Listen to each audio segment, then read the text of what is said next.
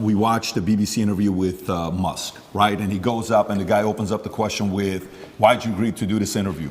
He says, well, I don't know, what's the name of the BBC? And he's trying to mock them and all this stuff. And there's a part of it where, you know, he calls them out for the mistakes they made. Yeah. And if you go to the bottom of the interview on BBC, you'll see comment section saying, why'd you cut that out? Because Musk puts it on Twitter, but they didn't put it in the interview. Yeah. Then you watch the interview with you. The first question they ask you was, what's the first question? Hey, you've been accused of serious crimes, rape or something like that. You know, right off the bat, they ask that question of you. And then you see the interview, Lucy Williamson, I believe, her first question was, you're facing some very serious allegations. Have you raped anybody? That's the open question that they ask you. And the video they put up, the first one, they take it down. The second video they put up, that's 12 minutes, like the highlight one, they turn, the comment section is open. There's 80,000 plus comments there. Then you look at Philip Schofield. Yeah. And you just brought up Philip Schofield. For people that don't know who Philip Schofield, do you mind explaining to people who he is? Yeah, he was a TV presenter in England. He was very famous. He ran the morning show. And he was grooming children for a very long time. And all the staff knew about it. And the people who worked on the show with them were being groomed by him. And everybody knew. And it was all a big ha-ha-ha joke. And now he's come out saying, oh, please don't pick on me, I feel sad. And the media is saying, I'll leave the guy alone. He is, when you go look up his Wikipedia, it says he rose to prominence as children's BBC continuity presenter from 85 to 87. Yep. Then went on to do programs on BBC and ITV for Going Live, This Morning, Dancing on Ice, All-Star Mr. and Mrs., The Cube, and a bunch of other things. And they interview him, okay? While he's going through the mess, you know, after 27 years of being married, this one guy that he groomed since 10 years old, his name is McGreevy, I want to say, something McGreevy, that he's going through the process. Matthew McGreevy, they met at 10 years old at a theater group. At 15 years old, Philip follows him on Twitter. While the kid is 15, he follows him on Twitter. The guy celebrates it. Long story short, Ruth Langsford, they work together with. She files a complaint. Then right after filing the complaint, McGreevy gets fired. Then he has to take a break. Then he comes out after 27 years telling his wife, you know, and hey, I'm gay, I'm coming out of the closet. He's got 2 daughters. But there's a part of it where Matthew calls his wife and says, hey, your husband and I had an affair together when I was 19 the first time and 20 and all. Nobody knows if it was before or not. The interesting thing about him is his brother, Timothy Schofield, I don't know if you know about his brother. Oh, what, the one who's in jail for being a pedophile? Was convicted of 11 sexual offenses involving a child between October 2016 and 2019, including 2 sexual activity with a child. Here's how the interview started. First question, the guy asked him, he says, you've had quite a week. How are you? Opening question. Versus the question they ask you on the opening, right? And then he turns around and says, the media's interest in the affair was motivated partly because of homophobia, alleging that an affair with a much younger woman would have not generated such a scandal. So he gets protected.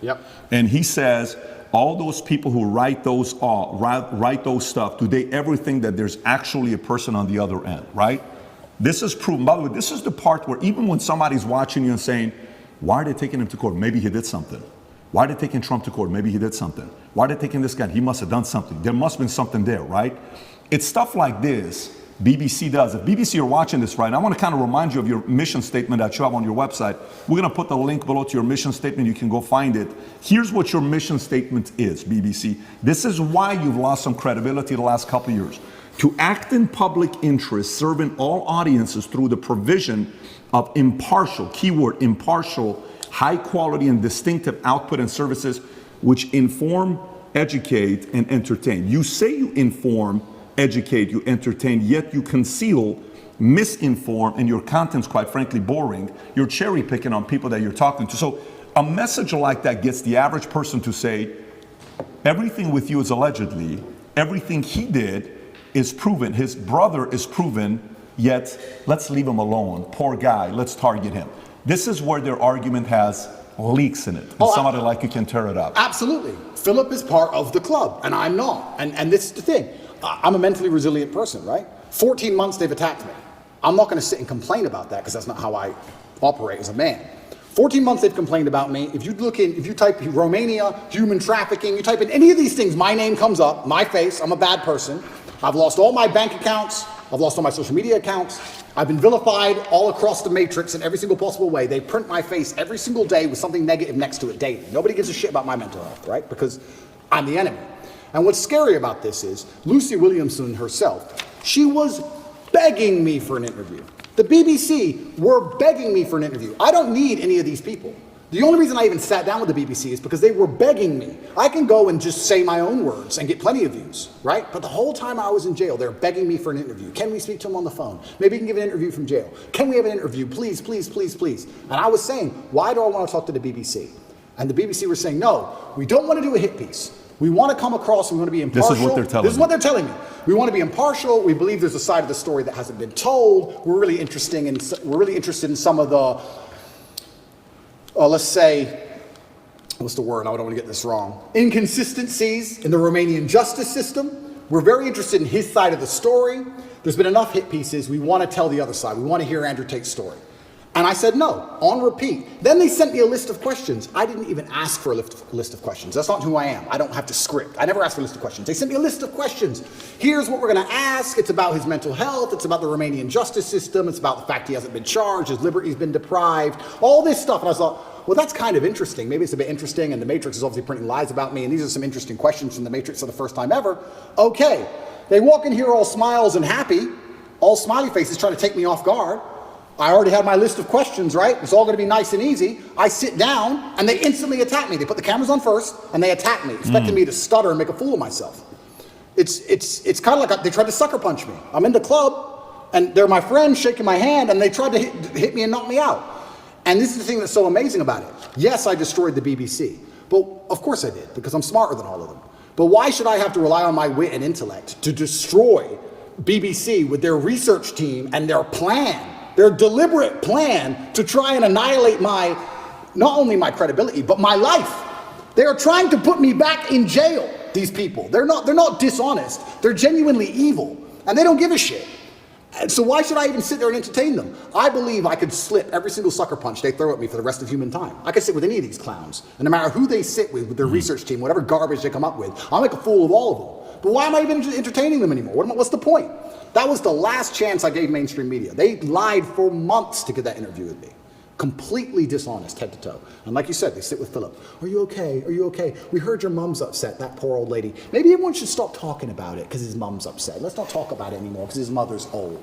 You're either part of the club or you're not. You have to sell your sanity nowadays. If you sell your sanity, you're afforded protections. That's the reality of it, because if you're a sane thinking person, you don't buy their bullshit. And that's what upsets them.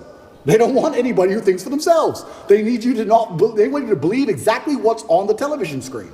Believe in COVID. It's COVID now. It's COVID now. Oh, Putin's invaded Ukraine. Putin's cured COVID now. Now it's Ukraine. It's insane. Till the next thing comes. It's absolutely asinine. Did any of the questions that they sent you ahead of time? Zero. By the way, there was no that's not how we operate. Asked us ahead of time whatsoever.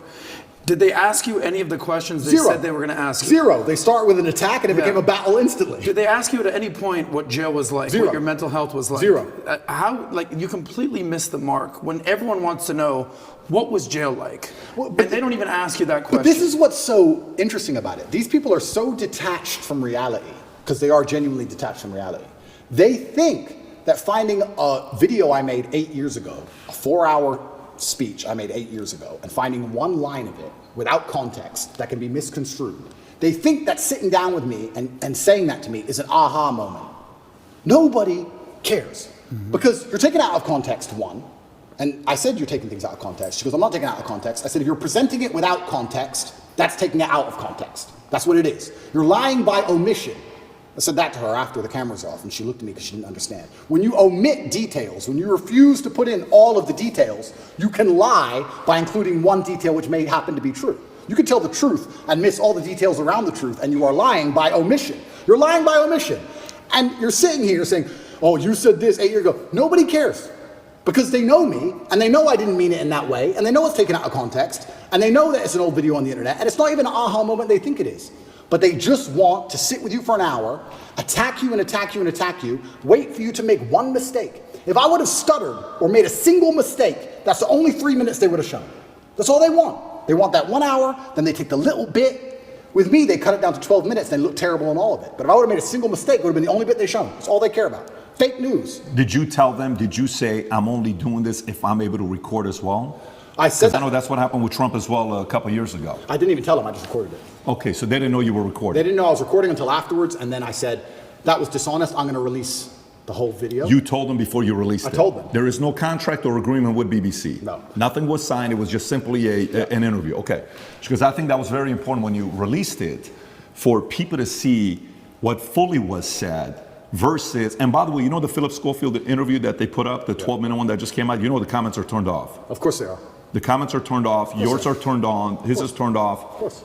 And who knows many reasons why they would do that. But going back to BBC.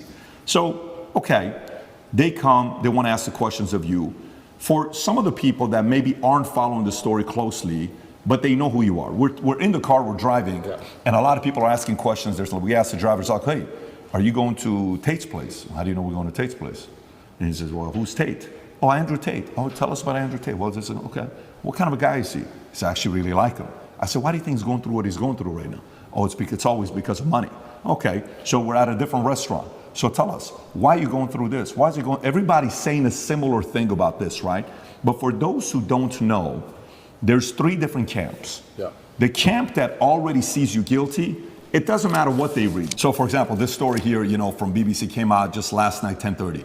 Andrew Tate choked me until I passed out, UK woman claims, right? This is Alice, another anonymous name, just like Sophie, right? Yeah. But there's 3 camps. There's those that say, well, look, I'm already thinking he's guilty. I don't like him anyways. I need anything to get me to think he's guilty. Yeah. Whatever it takes. I don't have to do my own due diligence. I just have to hear anything. Then there's a camp that's a diehard fan. There's nothing you can do that they did wrong. In their eyes, it's going to be wrong. Then you have the people in the middle that are the reasonable ones, that are saying, you know what, let me look at this. Yeah. What about this? What about that? The people in the middle may say the following question. They may say, and I may have asked this question from you last time as well. They may say, Andrew, okay, if this guy is so innocent, how can they get you to go to the dungeon for 92 days? How can they put you on house arrest? How can they do all this stuff? Yeah. If you're somebody that was born in US, you lived in UK, how come somebody else isn't coming to bail you out? You got different lawyers. How is it that they can keep doing this to you if you're not guilty? What do you say to those people? Yeah, and once again, I have to be careful what I say because of the court case, but Romania has a law, or the law in Romania is basically, if you can prove to a judge that it might have happened, they're allowed to hold you up to 6 months during the investigation stage. If I was guilty of anything, I would have been charged long ago. And we're going to talk about charges soon because I still believe they're going to attempt to charge me. But we're now approaching the end of the 6 months they can keep me under a form of arrest for without charge. Typically in Romania, when I was first arrested, the guard said, within 2 weeks, you'll have your indictment. I was like, 2 weeks? He goes, yeah, everyone gets charged quickly. Nobody waits 6 months for a charge. If they arrest you, they charge you, like every other country, right? The fact they've waited 6 months and gone into my entire life and attempted to find something shows they don't have a case. Why I believe it happened is because they didn't have a case when they were trying to hit me with this garbage, and they thought, you know what? If we put him all over the news, if we slander his name completely, there was a hotline set up. If you're a girl who's been hurt by Andrew Tate, call this number in the UK. A hotline. So they were attempting to use the media to find what they wanted. Months go by, months go by, months go by, case file's empty, nothing's happening. My lawyer's saying, when are we gonna close this case file? Like, yeah, we're just waiting for some papers, we're gonna close it, we're gonna close it, we're gonna close it. Around the time I was canceled, things started appearing in the case file again. They start spying on me again. Very interesting that it happened around that time. I don't know if they understood that I wasn't protected by the political class of the USA. I don't know what happened. They started to build this case, and they spied on me for all of these months, spending millions of euros, spying on me everywhere I went, trying to find evidence of a crime. Eventually, they get to the end of their legal limit to spy on me, and they don't have any crime. They don't have anything. So in my current court case, we have 2 Americans who lied, the ones who we have the conversations between them saying they're going to get an Oscar for lying to the police. We have the CCTV of them coming and going. We have their Uber records showing they can travel the country freely. We have their phone calls with their mother where they're saying, yeah, he didn't hurt me, and my boyfriend caught me. We have all of it. We have all the evidence. We have those 2, and then there's nobody else who could possibly even take the stand. I don't believe, as high level as this Matrix attack is, I still don't believe a Romanian judge is going to put me in jail with the dossiers. I've seen it. It's garbage. I don't think I'm going to end up in jail. But it's just taking years of my life, damaging my influence, having bad things to say about me, keeping me under control, keeping me locked in a house. That's all they want to do. They have no interest in the truth. There's no victims. There's no one to take the stand. Do you know who Sophie is or Alice is or no? Yeah, so the BBC, Ali? That's really interesting. So then the BBC says, well, we found victims because the BBC have done enough investigative journalism to understand that the case is garbage and there's no victims. So they said, well, we found victims. They found one called Sophie first. That was a few months ago. I think I was still in jail when Sophie appeared. Is that her real name? No, that's her fake name. So they have a girl with a fake name called Sophie. They don't show her face. They ask me, what do you think about Sophie? How can I comment on Sophie when Sophie isn't real? Firstly, you've made her up. Secondly, I don't know who you're talking about. You're saying that 9 years ago, I was emotionally controlling? That is the most subjective garbage accusation. What does that mean? 9 years ago, I said you shouldn't party with those guys in the club. Is that what I said? I don't know what I said. I don't know who she is, if she exists at all. And they're saying 9 years ago, you were emotionally controlling. Sophie said so. Who's Sophie? We're not telling you. What's emotionally controlling mean? We're not telling you. What comment do you want me to? If this person even exists, which they don't, then I destroy the BBC, make it very clear to them that Sophie doesn't exist, on repeat, because she doesn't. And 2 days later, Alice appears.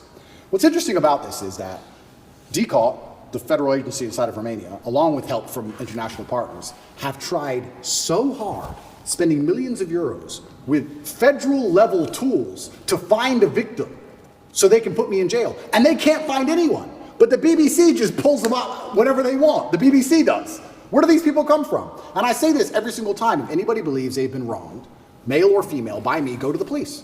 Go to the police. I encourage you to go to the police. All these people say, we don't want to go to the police. We just want to stay on the news.